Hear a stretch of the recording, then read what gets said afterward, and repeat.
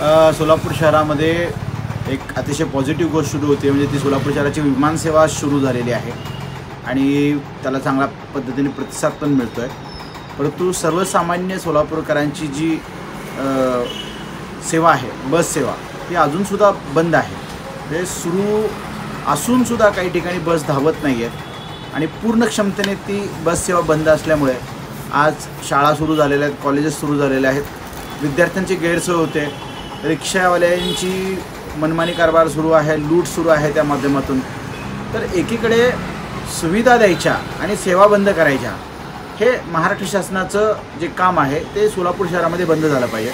सोलापूर शहरातील पालकमंत्री असतील, लोकप्रतिनिधी असतील, त्यांनी ताबडतोब आता पूर्ण क्षमतेने सोलापूर शहरामध्ये बस सेवा सुरू केली पाहिजे, असं सोलापूर शहरातील सगळ्या नागरिकांचं मत आहे.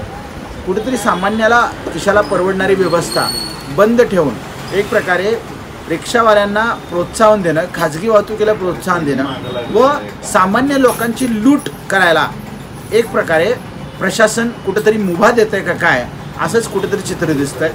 जर सर्वसामान्यांना दिलासा द्यायचा असेल तर स्थानिक लोकप्रतिनिधी असतील, संबंधित प्रशासन असेल, त्यांनी ताबडतोब विमानसेवा सुरू केली. तशीच त्याच पद्धतीने सोलापूर शहरातील सर्वसामान्य नागरिकांची बससेवा सुरू करण्यासाठी प्रयत्न केले गेले पाहिजेत असं मला वाटतं. जर येणाऱ्या काळामध्ये बससेवा सुरू नाही झाली तर सोलापूर शहरातील सर्वसामान्य नागरिक मिळून तिथे आम्ही आंदोलन करू.